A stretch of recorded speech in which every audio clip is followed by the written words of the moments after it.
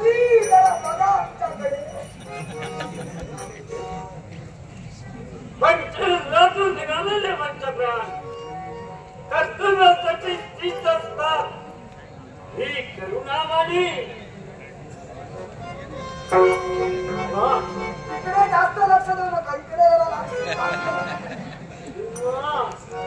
आपण होय होय आपण होय होय.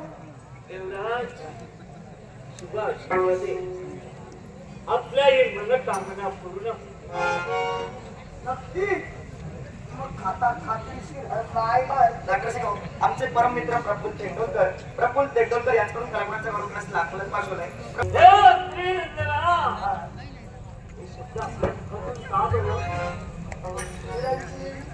हो साम्राज्याच्या परिस्थितीत आमची भयावह अवस्था आहे. आणि याला कारण काय तर महाविष्णूच्या हाती असणारं सुदर्शन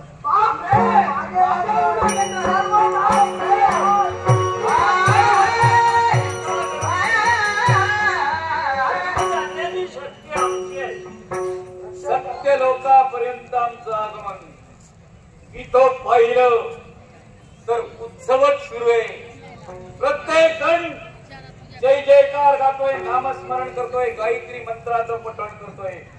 इथली भूमी सुवर्णाची, इथं मोत्यांचं पीक येतं, अर्थात इथं वास्तव्य करणारे वीरांची.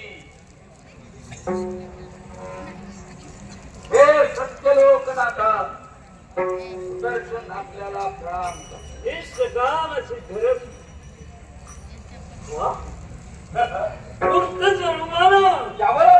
सुदर्शन आजचा दिवस महत्वाचा तुमच्यासाठी, म्हणून मला यावं लागलं. असू द्या, बरं झालं. बरेच लोक इथं आले तेव्हा इथंच राहा. सत्य लोकात सुखाला आनंदानं एकमेकाच्या विचारानं राहा आणि आपल्या मनाचं मनोरंजन करा. अंधार असेपर्यंत सर्वजण तुमच्या सोबत आणि माझ्या सोबत थांबतील. उजेड झाल्यानंतर तुम्हाला इथून जावं लागणार. तर विश्वाचं कार्य एका जागी स्थिर राहून चालत नाही. आम्हालाही जावं लागणार. यासाठी एकच करा. माझ्या पूर्वी इथं देवेंद्र आणि दुर्वास आले. अर्थात देवेंद्र नको, पण तो दुर्वास माझ्या स्वाधीन करा. सविवेक बुद्धीनं महाविष्णूच्या हाती फिरणारा सुदर्शन चक्र हो, आणि त्यांना दुर्वासाची त्यांच्या सहवासाची इच्छा. सुदर्शन तू भाविक भक्त आहे हो. शिवशंभोने आपली निर्मिती केली आहे तेव्हा या दुर्वासाची संगती, कारण याची ज्ञाती तुम्ही आपल्या आराध्याला विचारा. माझ्या शब्दावर विश्वास बसणार नाही. मला तुम्हाला विचारण्याची आमचं दुर्वास हे बघा, संगतीचा दोष आज वेगवेगळ्या तुम्ही याची संगती करू नका. इतर वातावरणाच्या भेदात सुदर्शनाचा काय दिस पडला, ज्यांच्या वज्राचा काय भेद झाला, आमच्यापर्यंत पोहोचला. आता प्रश्न एकच मुख्य म्हणजे यांची मागणी. पण काय आपली अवहेलना होऊ नये. संगतीचा दोष फार वाईट असतो. अवहेलनाची चिंता मी माझ्या जीवनात कधी केली नाही. तिथं अवहेलना झाली. विश्वाच्या ठिकाणी विश्व कार्य महत्वाचं आहे हे मी तुम्हाला सांगण्याची गरज नाही. या विश्वाच्या ठिकाणी भक्ती सतत राहिली तर देवता सतत राहतील आणि भक्तांचं रक्षण करण्याची जबाबदारी सुदर्शनावर आहे आणि ती माझ्या देवानं दिली आहे. देवादी भक्त भक्तादी दे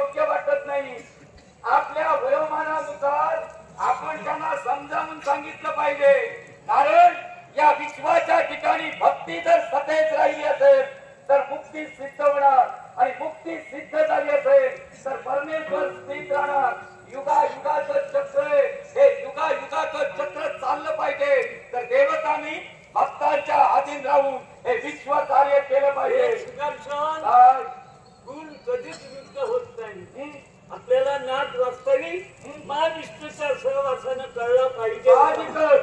गुणाची प्रवृत्ती वेगळी असेल पण गुणाची महती कमी होत नाही. मी हृदयी नाही आणि तारुण्यात बागडणार फुलपाखरूही नाही. मला कसं अशा नाही. शिक्षणकरात मी आहे.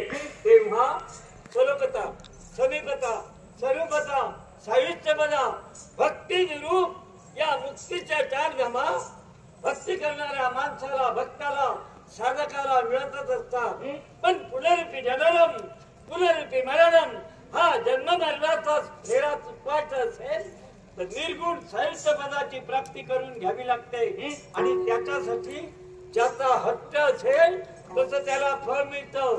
मला वाटतं राजा अंबरीशाला ते फळ मिळण्यासाठी काही सावजे. मला तो अवधी नकोय. आणि तो जर का अवधी होता तर महाविष्णूनं मला आज्ञा का केली? या विश्वाचा पालन करता देव तोय. आता पालन करत्या देवाला दिलेला शब्द माझा आहे. आता तो शब्द परिपूर्ण करण्याची जबाबदारी या सुदर्शनाची हे सुदर्शन, काय?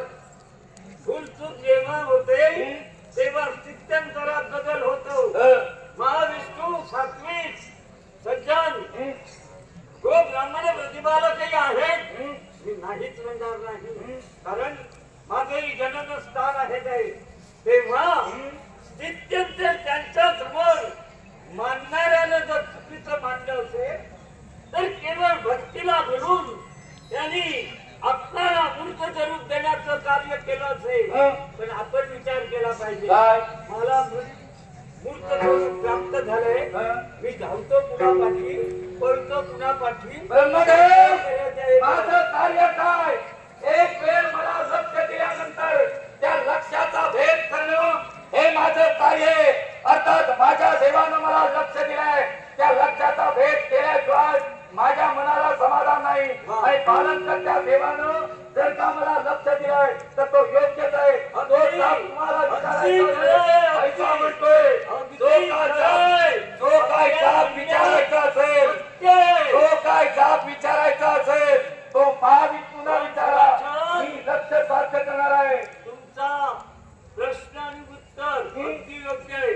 तुम्हाला लक्ष साध्यच करायचंय म्हणून हे मूर्त रूप तुम्हाला प्राप्त झालंय. पण ज्या अर्थी साध्य होत नाही तिथं तुमच्यात काहीतरी कमीपणा आहे. ते साध्य कसं करावं ते मला कल्पना आहे. आता संवादानं तुम्हाला सांगतो. कारण तुमची योग्यता, तुमची महती मी जाणतोय. ज्या महाविष्णूनं स्वतःच्या नाभी कमलातून जे कमलपुष्प 99 कोटी योजने दूरपर्यंत पसरणाऱ्या त्याच्या पाकळ्या आणि त्याच्या 8 पाकळ्या म्हणजे अष्टदिशा याच्यावर तुम्ही विराजमान झालात. जन्मजात त्या कमलावर विराजमान असणारा हा ब्रह्मदेव महाविष्णूला आणि त्या महाविष्णूला सोडलेल्या सुदर्शन चक्राची योग्यता जर कार्याला समजत नसेल तर मला ती योग्यता पटवून द्यावी लागेल. हा तुझा गैरसमज आहे. कारण तुझ्या प्रश्नाचं उत्तर मी तुला दिलंय. जे तुला साध्य करायचंय ते साध्य होत नाही म्हणून तुझे प्रयत्न चालले. अर्थातच मी सत्यवादीनं सांगतोय तुला हे कदापि साध्य होणार नाही. आणि हे तुझं साध्य नव्हे जसा आला तुझी सत्यवाणी असत्य करीन. आला कसा जाणार नाही. तुला घेऊन जाणार. एक तर तुला घेऊन तरी जाईल नाही तर तुला पाठवून तरी जाईल. आलाय सुदर्शन तो स्वतःचं कार्य पूर्ण केल्याशिवाय जाणार नाही. हे सुदर्शन देवरूपी नंदादी बाया, देवरूपी नंदादी बाया तुझ्यासारखी घुंगूरची पाखरं या नंदा रिपावरती फिरू लागली. अरे ती क्षणार्धात जळून बदलणार होती. याचा विचार कर आणि तुझी पावलं उचल. अरे नंदा दीपावर फिरणारी किंटळी पाखरं घुंगुरती केव्हा केव्हा तो नंदादीप विजवतात आणि केव्हा केव्हाचा क्षण आता आलाय. हा घुंगुरटा जो समजतोय ना तो केव्हा कुठच्याही क्षणाला तुला विकू शकतो. याची खात्री आणि तेवढे पराक्रम म्हणून विश्वाच्या स्थित्यंतरात बदल होतोय. आपण ही वेळ बदलाची नव्हे या नंदादीपातील तेल संपणार नव्हे. तुला सांगतोय जगाला फिरू नको. योग मर्यादेनुसार आजचा काळ बदलून अकाली का होईना मला तो नियम बदलावा लागेल आणि तुझा शेवट करावा लागेल. आणि एवढं आव्हान या सगळ्या लोकांत हे सुदर्शन देत आहे. सुदर्शन मी वक्तव्याचा भक्ताला नाही, मी कृतीचा ठरतोय. वाऱ्यावर वार करून वादा उचलण्याचा प्रयत्न केला, ब्रह्मदेवाला संपविण्याचा प्रयत्न केला. हे रजोतत्व सत्याला नव्हे, तुझ्यासारखे काही जीवजंतू पिढे पेरू मी जन्माला घातले. आणि म्हणूनच माझा निरोप रावला. वाऱ्यावर वारे करून माझा निर्माण होणार संगतीनं ओलांडला आवाज घाट, संगतीनं ओलांडला आवाज घाट. तुकलो निखरी तिथं चालली तू वाट, तुकलो निखरी तिथं चालली तू वाट. तुझा मुलं उमललो मला भाई